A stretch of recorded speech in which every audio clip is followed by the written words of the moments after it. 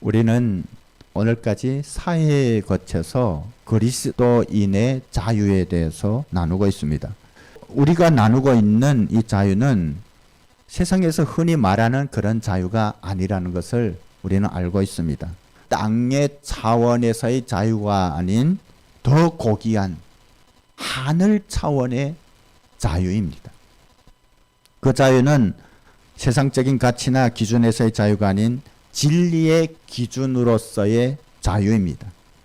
물론 우리가 나누는 그리스도인의 자유에는 하나님께서 허락하신 일반적인 자유, 그 보편적인 자유도 다 포함되어 있는 것이 사실입니다. 하지만 세상 사람들이 전부라고 생각하는 그 일반적인 자유가 이 그리스도 안에서의 자유, 그리고 하늘의 자유인 이 영적인 자유에 비교할 수 없다는 거예요. 그래서 우리 그리스도인들이 자유라고 말할 때는 이 영적인 자유가 가장 핵심적인 자유라는 것을 알아야 할 것입니다. 그렇다고 이 영적인 자유가 그리스도인의 삶에서 이 보편적인 자유와는 별개로 또는 이분법적으로 나타나는 것은 아닙니다. 하나님께서는 우리의 삶을 통해서 우리가 그 영적인 자유를 누리시기를 원하십니다. 이 영적인 자유는 눈에 보이지는 않죠. 왜냐하면 우리 마음 가운데 하나님께서 주시는 자유이기 때문에, 우리 심령 가운데서 역사하는 하나님의 자유이기 때문에 눈에 보이지는 않지만 그것은 우리에게 주어진 그 삶을 통해서 나타나게 된다는 것이에요. 그래서 우리가 똑같이 자유민주주의 국가에서 자유를 누린다고 하지만, 여러분 진짜로 하나님을 믿고 하나님 안에서 거듭난 사람들이 생각하는 자유와 누리는 자유와 하나님을 모르는 세상 사람들의 자유는 차원이 다르다는 거예요. 그리스도인들이 정말로 이 영적인 자유를 온전하게 누린다면 우리의 삶에서도 그것이 다르게 나타날 수밖에 없다는 것입니다. 그런 관점에서 우리 믿는 자들이 누리는 이 영적인 자유가 이 그리스도인의 삶에서 구체적으로 어떻게 나타나는가 하는 것은 중요한 부분입니다. 그 부분에 대해서 우리가 계속해서 살펴볼 것입니다. 우리가 이미 살펴본 것처럼 자유라는 것은 내가 하고 싶거나 그 살고 싶은 대로 사는 것이 아니라는 것입니다. 실은 그것은 일반적인 자유고 보편적인 자유도 마찬가지입니다. 여러분, 지금 우리가 자유민주주의 국가에서 태어나고 우리에게 자유가 주어졌다고 해서 내가 하고 싶은 대로 막 할 수 있습니까? 그렇게 해도 됩니까? 아니잖아요. 그런데 많은 사람들이 그렇게 생각하는 경향들이 있다는 것이죠. 만일 그렇다면 왜 우리나라와 같은 자유민주주의 국가, 저 미국과 같은 그 자유민주주의가 잘 실현된 나라들의 이런 법이라든가 사법기관과 같이 사람들의 행동을 제한하는 그런 기관이나 도구가 있겠습니까? 내가 마음대로 할 수 있는 것이라면 그런 것이 필요 없을 것이에요. 왜 그렇습니까? 이 보편적인 자유 안에도 해서는 안 될 것들이 있다는 것을 말합니다. 그것에 대한 제한이 없다면 사회 정의와 질서가 무너지게 되고 오히려 사람들의 자유가 더 속박을 받게 된다는 거예요. 여러분, 만일 그런 법의 기준이 없다면, 제한이 없다면 이 사회가 혼란하게 되고 사람들은 불안과 두려움에 떨게 될 것이에요. 이런 것을 볼 때 자유라는 것은 영적인 자유든지 아니면 보편적인 자유든지 내가 하고 싶은 대로 하는 것이 아니라 해야 할 것들을 하는 것이 자유라는 것을 우리는 알 수가 있습니다. 여러분, 예를 들면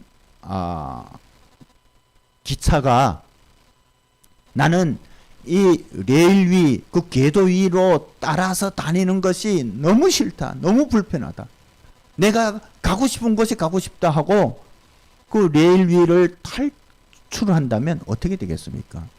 아마 옴짝달싹 못할 것이에요. 그러면 기차로서의 가치를 잃는 것입니다.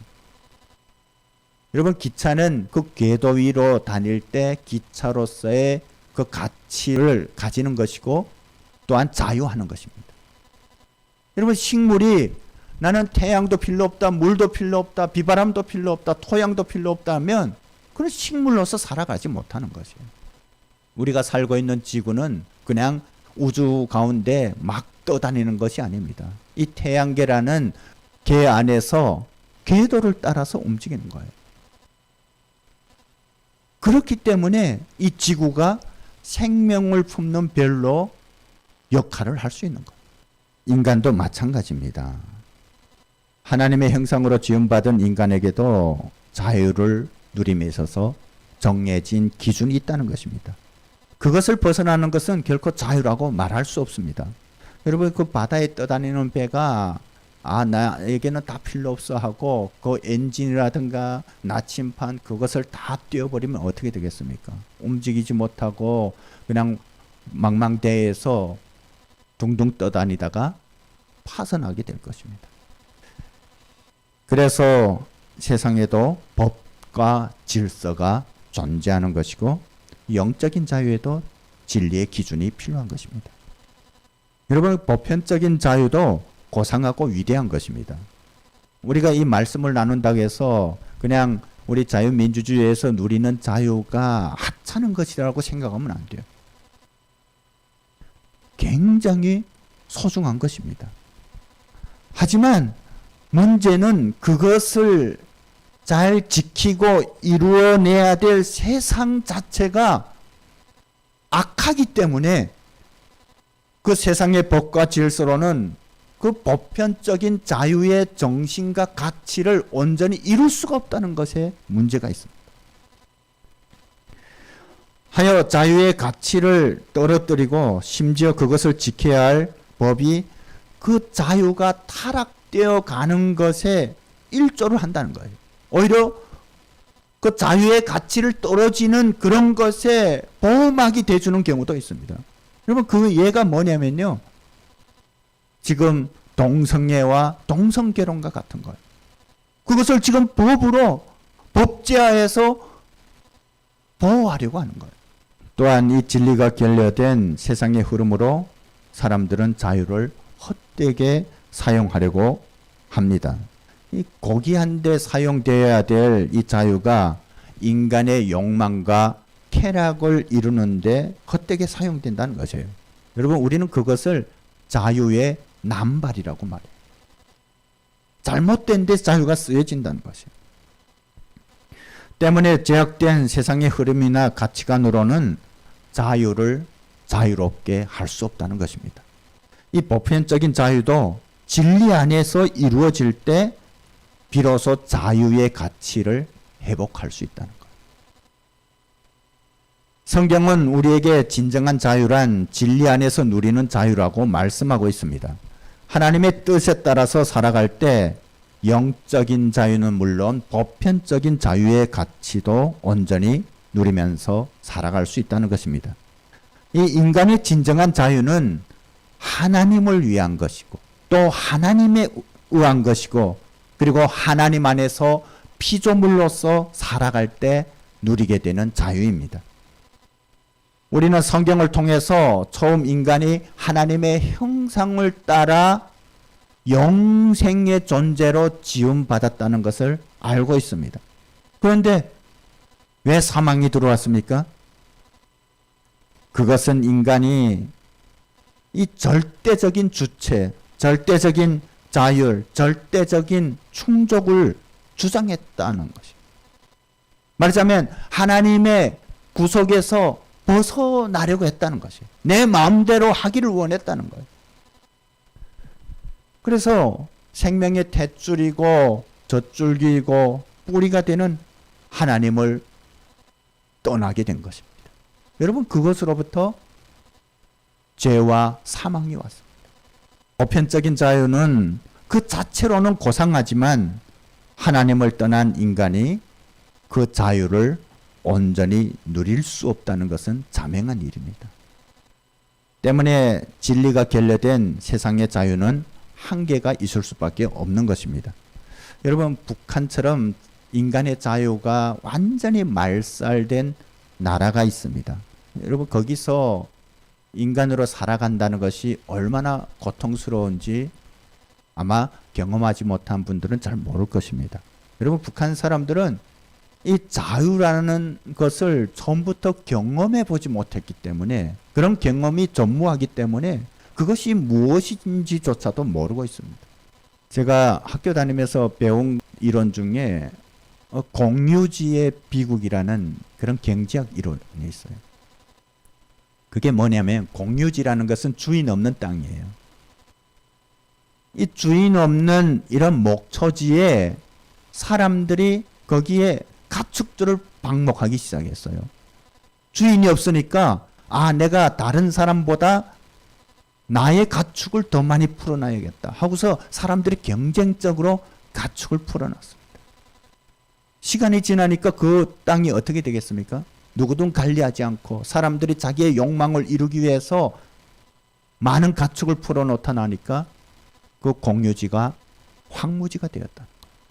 공산주의라는 것이 뭐냐면요, 인간이, 그들은 인정하지 않지만 북한의 주체사상은 뭐 인간에 대해서 화려한 미사력으로 이렇게 정의하고 있지만 실은 욕망의 존재라는 것을 인정하는 거예요.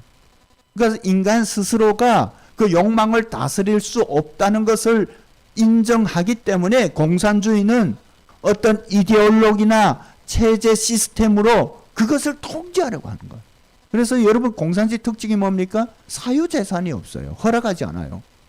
그리고 이런 법과 시스템으로 사람들을 강력하게 통제하는 거예요.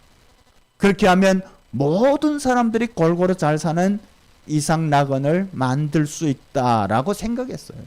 그런데 어떻습니까, 현실은? 그 강력한 통제로, 시스템으로 인해서 사람들의 인권과 자유가 깡그리 말살되고, 그리고 그 권력을 독차지한 소수가 자기들을 위해서 다른 사람들을 억압한다는 거예요. 여러분, 저 공산주의만큼 부패가 심한 데가 없어요. 왜 저 북한의 상가들이 황무지로 변했는지 아세요? 그것이 오히려 아이러니하게도 역으로 공유지의 비극이 나타나는 거예요. 사유자산이 없으니까 사람들이 주인 개념이 없어요. 그래서 북한의 협동농장 그 밭에서 나는 이 곡식들, 알곡들 보면 이 옥수수, 자기 텃밭에 나는 옥수수는 사람 키를 넘는데 협동농장 밭의 옥수수는 이 땅에 붙어 있는 거예요. 북한의 상가들이 벌거숭이가 될 수밖에 없는 거예요. 그에 비해서 우리 대한민국과 같은 자유민주주의 국가는 인간의 권리와 자유를 극대화하는 사회 시스템이죠.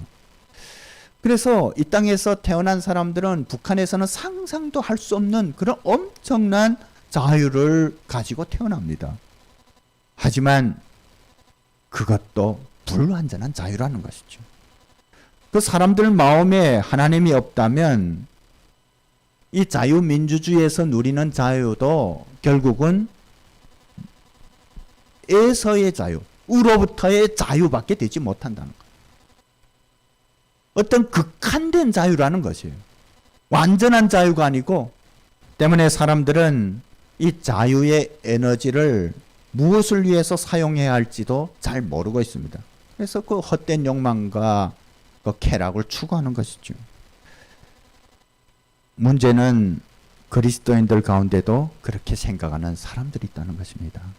자기 중심적인 생각이나 욕망을 위해서 주어진 자유를 악용하고 있고, 심지어 그것을 위해서 기도하고 또 그렇게 살아가기를 원한다는 거죠. 그러면서 그것이 신앙이라고 착각하고 있어요. 여러분, 아무리 새벽을 깨우면서 나가서 자기의 욕망을 위해서 하나님 앞에 기도한다면 그것이 무슨 의미가 있겠어요? 차라리 하지 않는 것이 더 나아요. 교회 안에도 그런 세상적인, 세속적인 우로부터의 자유와 같은 그런 자유가 깊숙이 들어왔다는 것입니다. 성경은 분명히 우리에게 하나님께서 허락하신 자유로 육체의 기회를 삼지 말라고 말씀하고 있습니다. 이 말씀은 육체의 소욕을 위해서 사용되는 자유는 진정한 자유가 될 수 없다는 것을 말합니다. 우리가 생각하는 자유가 진리 안에서 인도되지 않는 한 그것은 진정한 자유가 될 수 없다는 것입니다. 여러분, 사람들이 자기는 육신적으로 어떤 것에 얽매이지 않았다고 해서, 정신적으로도 무엇에 얽매이지 않았다고 해서 자유로운 것이 아니에요. 그것은 세상적인 기준에서의 자유는 될 수 있지만 진정한 생명의 자유는 될 수 없다고 성경은 말씀하고 있습니다. 우리가 진리 안에서 누리게 될 자유가 세상적인 가치와 기준을 위한 것이 아니라는 것을 분명하게 오늘 본문은 우리에게 말씀하고 있습니다. 이것은 진정한 자유란 그리스도 안에서의 새로운 삶이라는 것을 가르쳐주고 있습니다. 그러면 진정한 자유자로서 그리스도 안에서 새로운 삶을 사는 삶이 어떤 삶일까요? 앞에서 우리가 나눈 것처럼 기차가 궤도를 벗어나는 것이 기차로서의 존재 목적을 이루지 못하는 것처럼, 또한 자유민주주의에서 산다고 해서 어떤 하고 싶은 것을 마음대로 하는 것이 허락되지 않은 것처럼, 법이 정해준 그 기준 안에서 해야 할 때 이 자유민주주의에서 누리는 자유를 누린다고 하는 것처럼 그리스도인에게도 마찬가지라는 것입니다.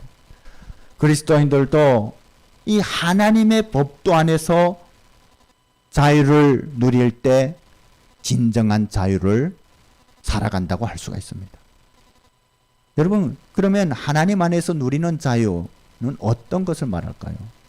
그것은 다름 아닌 오늘 말씀에 있는 것처럼 성령을 따라 행하는 삶이라고 할 수 있습니다. 16절 말씀을 한번 함께 읽어보겠습니다. 시작. 내가 이르노니 너희는 성령을 따라 행하라. 그리하면 육체의 욕심을 이루지 아니하리라. 이 말씀은 우리가 성령을 따라 행할 때 우리를 속박하는 육체의 욕심을 이길 수 있다는 말씀이에요. 우리가 육체의 욕망에 잡힐 때 우리는 율법의 구속에서 벗어날 수 없습니다. 하지만 우리가 성령을 따라 행할 때 이 성령의 능력이 우리 안에 있는 육체의 욕망을 이긴다는 것입니다. 여러분, 이 말씀을 이렇게 잘 볼 수 있어야 돼요. 왜냐하면 우리가 성령을 따라 행할 때 세상이 주는 그 육체의 소욕을 이길 수도 있다라는 것이 아니라 반드시 이긴다는 것입니다. 성령을 따라 행할 때 육체의 욕심을 이기는 것은 정해진 이치라는 거예요. 때문에 성령을 따라 행하는 것이 죄에서 해방되고 진정한 자유를 누리는 길이라고 말씀하고 있습니다. 그러면 왜 성령을 따라 행해야 육체의 욕망을 이길 수 있을까요? 여러분, 그것은 우리가 예수 그리스도를 믿고 하나님의 자녀가 되었다가 할지라도 우리는 여전히 연약하기 때문입니다. 우리의 마음 가운데는 여전히 육체의 소욕들이 남아 있습니다. 우리가 구원을 받았다고 해서 우리 스스로가 하나님의 뜻과 계획을 깨닫고, 또한 우리 스스로가 하나님께서 원하시는 그 거룩한 삶을 살 수 있는 것이 아니라는 것입니다. 여러분, 하나님의 뜻과 계획, 하나님의 마음은 오직 성령님만이 아십니다. 때문에 우리가 하나님의 뜻과 계획을 깨닫는 것은 성령님을 통해서만 가능하다는 것입니다. 하여 주님께서 구원받은 하나님의 백성들에게 이 보혜사 성령님을 보내주신 것이에요. 여러분, 보혜사 성령이라는 것은 뭘 말합니까? 보혜사라는 것은 돕는 자라는 의미입니다. 성령님을 우리가 하나님의 자녀로 거룩하게 살게 하기 위해서 하나님께서 도우시는 자로 우리에게 보내셨다는 것이에요.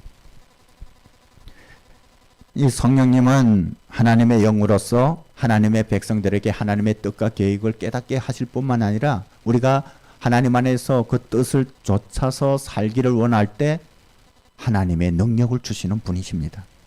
하지만 믿는 자들에게 임하신 성령님이 우리가 구하지 않을지라도 자동적으로 우리 삶 가운데 개입하셔가지고 우리가 하나님의 뜻대로 살아가게 하는 것은 아니라는 것이에요. 만일 그렇다면 오늘 말씀이 기록되지도 않았을 거예요. 만일 우리가 하나님을 믿었기 때문에 성령님께서 우리의 삶 가운데 자동적으로 개입하시어 하나님의 뜻대로 행하게 한다면 우리가 기도할 필요도 없어요. 하나님의 말씀을 묵상할 필요도 없어요. 왜냐하면 성령님께서 그렇게 하시기 때문에.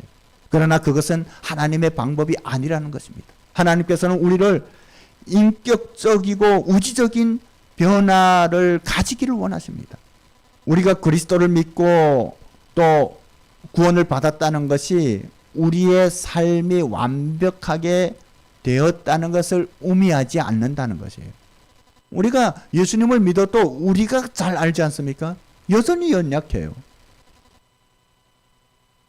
그런데요, 하나님께서 우리에게 원하시는 것은 우리가 구원을 받았어도 여전히 연약하지만 그럼에도 불구하고 우리가 우리의 연약함을 인정하고 하나님의 인도하심을 구하는 것이 우리 그리스도인의 믿음의 삶이라고 말씀합니다. 그게 바로 우리가 그리스도 안에서 새롭게 되었다는 것입니다. 여러분, 새롭게 되었다고 해서 갑자기 어제 그렇게 죄악 속에서 살던 사람이 예수님을 믿고 나서 갑자기 완전히 달라지고 그렇게 된다는 것을 말하는 게 아닙니다. 여전히 연약하지만 그럼에도 우리와 함께 하시는 주님이 계시기에 내가 구할 때 도움이 되시고 그리고 나의 인도자가 되시는 주님이 계시기에 내가 그 주님 앞에 나아가 겸손하게 무릎 꿇고 구하는 삶, 그것이 바로 그리스도인의 새로운 삶이라는 것입니다. 교회를 다니면서 구원을 받았다고 해서 결코 완벽하게 되지 않는다는 것은 오늘 말씀 배경이 우리에게 잘 말해주고 있습니다. 이 갈라디아 교인들에게 굉장히 많은 문제들이 있었다는 것이죠. 갈라디아 교인들에게 서로가 미워하고 갈등하는 그런 모습들이 있었기 때문에 오늘 우리가 읽은 말씀처럼 그렇게 하나님께서는 요구하시는 것입니다. 그런데 그들이 갈등하고 미워한다는 것은 다른 말로 하면 아직 진정으로 주님을 믿고 의지하지 않고 있다는 것을 말하고 있습니다. 하나님께서 그들에게 허락하신 자유를 아직도 그들이 자기의 소욕을 위해서 사용하고 있다는 것을 말하고 있습니다. 그러나 성령을 따라 행할 때 우리는 서로를 사랑할 수밖에 없고 또 서로를 위해서 오늘 말씀처럼 사랑 안에서 종로로 탈 수밖에 없다는 것입니다. 그것이 진정한 자유를 누리는 삶입니다. 그러면 성령을 따라 행하기 위해서는 어떻게 해야 할까요? 이 뭐 성령을 따라 어떻게 행해야 되지 하고 막연하게 생각하는 사람들이 있어요. 여러분, 성령을 따라 행하는 삶이 어떤 것일까요? 그것은 우리 자신을 하나님 앞에 내려놓는 삶입니다. 잠잠히 주님을 구하는 삶입니다. 그럴 때 성령께서 우리 가운데 역사하시기 시작해요. 하나님의 뜻에 대한 갈망을 불어넣습니다. 여러분, 우리가 억지로 말씀을 읽고 깨닫자고 해서 되는 것이 아니에요. 성령님께서 그런 마음을 우리에게 부어주셔야 되고 또 성령의 조명에 따라서 하나님께서 지혜를 주셔야 우리가 이 진리의 말씀을 깨달을 수 있는 거예요. 여러분, 성령의 인도함을 받는다는 것은 주님 앞에 우리가 잠잠히 구할 때 우리 가운데 역사하시는 성령님께서 나의 영을 깨우쳐 주시고 깨닫게 하시고 이렇게 점차적으로 새롭게 하시는 그런 과정입니다. 그래서 우리 마음 가운데 말씀에 대한 갈급함이 생기는 거예요. 여러분, 우리의 지식으로는 이 하나님의 비밀을 깨달을 수 없어요. 그런 마음에 이 진리의 영이 하나님의 지혜를 불어넣어 주시는 거예요. 여러분, 그렇다고 해서 이 높고 깊은 오묘한 하나님의 진리를 다 깨달을 수 있습니까? 우리가 이렇게 시시각각 부닥치는 상황 가운데서 하나님의 뜻대로 기계처럼 행할 수 있습니까? 그럴 수 없는 거예요. 그래서 우리는 날마다 우리의 연약함을 주님 앞에 올려드리며 기도하는 거예요. 기도할 때요, 성령님께서 우리가 해야 될 말과 그리고 행동을 보여주신다는 거예요. 여러분, 그것은 그냥 어떤 사람들이 생각하는 것처럼 말씀을 몰라도 내가 계속 하나님 앞에 기도하면 하나님의 뜻을 알 수 있다라고 생각하는 것하고는 다른 거예요.